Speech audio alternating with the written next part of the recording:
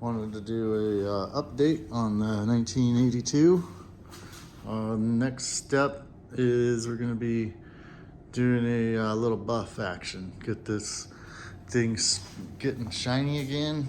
It's very dull. It's been outside. As you can tell, there's some really nice patina going on here. So we're going to use some different techniques. I've already started a little on this fender here, as you can tell. It looks really nice. Good depth.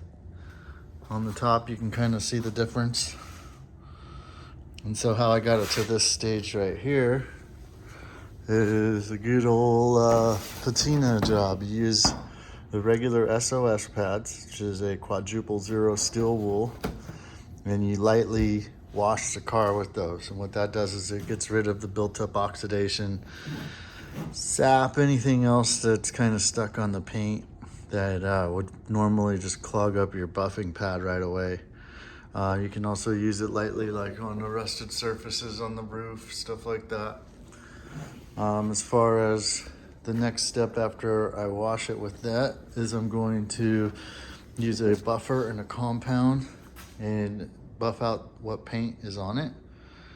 Then on these really rusty spots, what we're gonna do, because we want to keep that color going, is we're gonna use this boiled linseed oil, and you can thin it out so it's not super shiny with this odorless mineral spirits.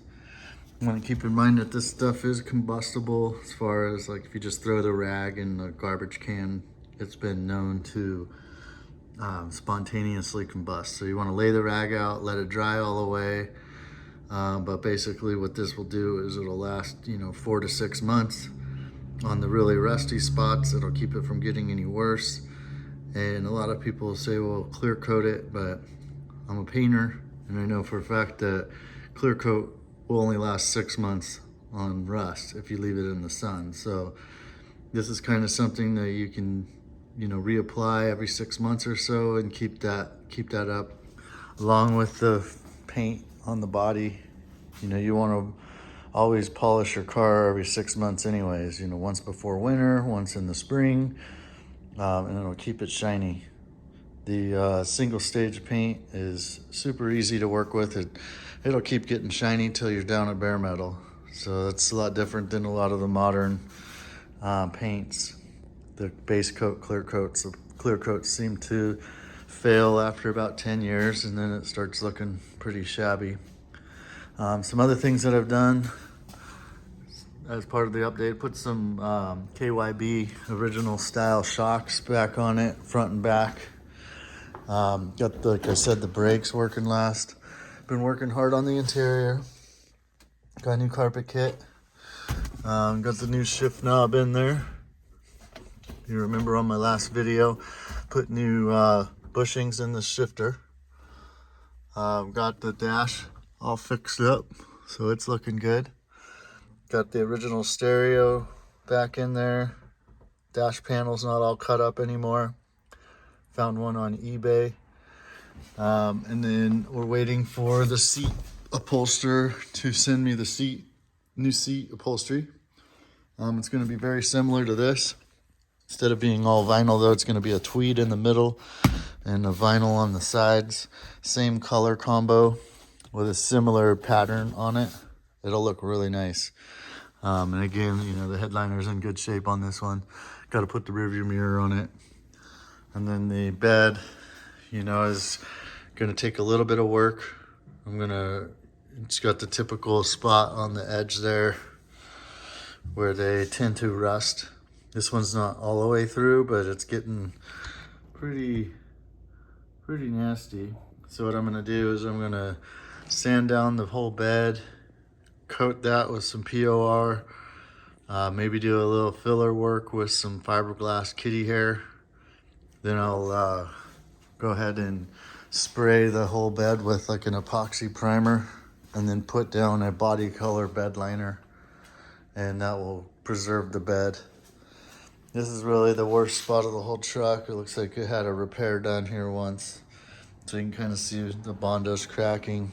It's not too thick though, so I'm just going to do the best I can cleaning that up. Got new tail lights on it. Got all the blinkers working, new corner lights. So as you can tell, I've done the door and the fender, and I shined up this wheel. And then new corner lights there. Got the new windshield rubber in. So the same windshield and everything, but new rubber. And also, let's see, what else did I do? I took the back bumper off, put it back to the original no bumper situation. It's fine for me. And just got to get that seat upholstery done, buff it out. Got it running good, got it shifting good, braking good. It really is getting there. So I'll give you guys another update once I kind of get that going. Probably throw some new tires on it to just keep them fresh. But other than that, it's coming together pretty good. Thank you, and I'll give you an update when I get there. All right, so I got the SOS pad here. Kind of wanted to show you a bucket of water. And this is wet. So you just want to lightly, basically just wash it with it and get all the stuff off of it. You'll feel it with your hand. You'll feel the difference. Smooth. Kind of rougher over here. Just feel the difference in the paint depths and stuff like that. It's fine. Just smooth it out. Just trying to knock off the stuff on top of the paint so it doesn't clog up the buffing pad. Get a little bit more water. I just break it down into body line sections like this. Take your time. I guess you want to go in straight lines from what I just told. But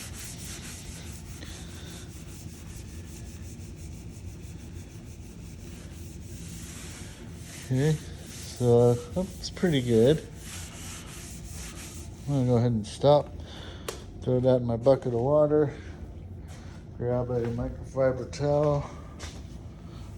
Just clean that off.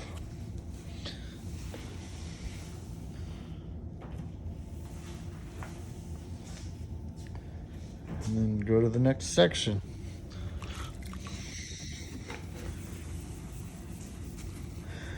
Stay away from the edges where it's hard to get the buffer. Here's kind of some buildup of some mold or whatever. That'll just get all that off there.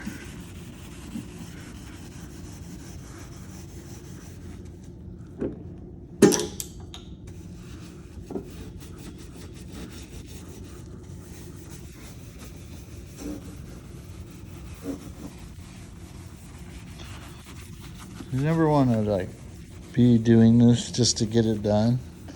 You want to do a good job.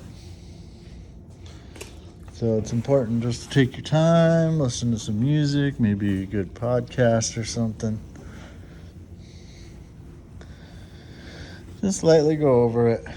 You can kind of start to see the difference. I did this fender.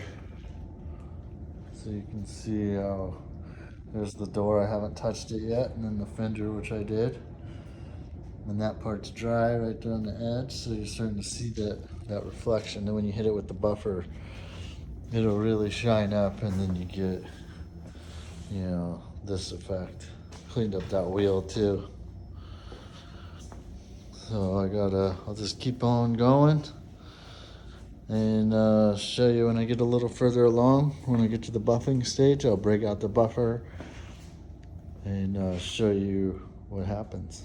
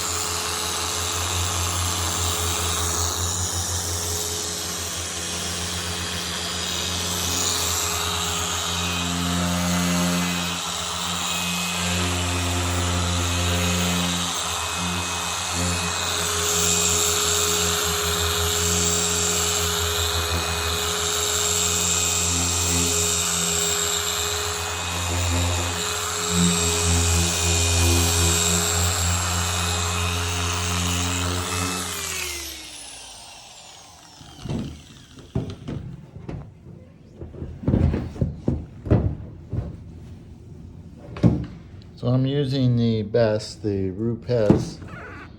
I'm using this little guy here, the LHR 75. And I'm also using the 21mm Bigfoot, both with the wool pad. And I'm also using the Rupes DA course. So I'm going to do the 3 steps: compound polish and ultra fine polish. So this one here basically will get us this nice finish here. So as you can see, I'm a little further along. Got nice sheen going here on the hood. And that's after the SOS pad. I'm using DA course high performance with the Rupes 21mm Bigfoot with a wool pad, and I'm also using the 75 LHR with a wool pad. And it's really polishing up that paint that's there, getting a little bit out of the primer. But overall, that's just all compound. So I've already cleaned this fender pretty good with the SOS pad and the door. As you can tell, the years of it dripping down from the mirror there, but we're gonna get that all polished out and you won't even see that. And got to do the cowl still. See where I did it just a little bit right there. But just got to keep working it. Remember, it's not how fast you do it, it's how good you do it.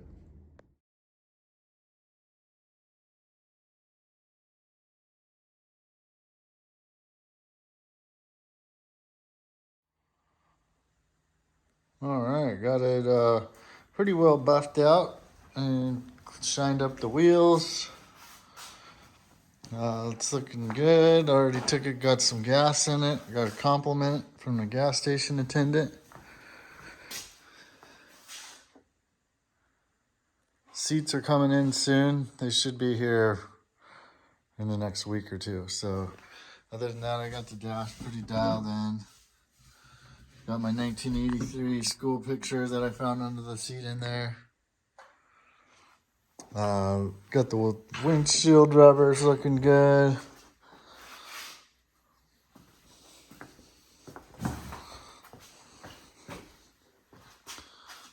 And got my linseed oil on the roof. Give it a little bit of a shine. Tailgate's looking good.